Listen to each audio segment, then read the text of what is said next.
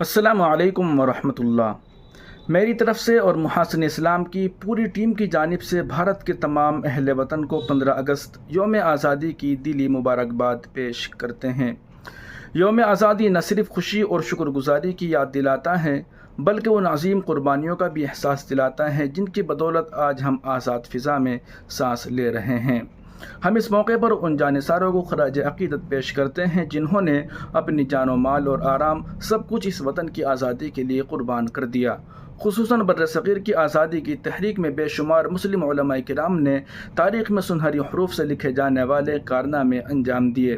شاہ عبدالعزیز محدث دہلوی رحمۃ اللہ علیہ کا فتویٰ جہاد، سید احمد شہید اور شاہ اسماعیل شہید کی جانفشانی، مولانا فضل حق خیرآبادی، مولانا محمد قاسم نانوتوی، مولانا محمود الحسن اور ان کے رفقا کی قید و بند کی صعوبتیں، یہ سب ہماری تاریخ کے وہ روشن باب ہیں جنہیں کبھی فراموش نہیں کیا جا سکتا۔ آج ہماری ذمہ داری ہے کہ ہم اس آزادی کی قدر کریں، اپنے ملک کی تعمیر و ترقی میں کردار ادا کریں اور اپنی نئی نسل کو یہ شعور دے کہ آزادی صرف ایک نعمت نہیں بلکہ ایک امانت ہے جس کی حفاظت ایمان، اتحاد اور قربانی کے جذبے سے ہی ممکن ہے۔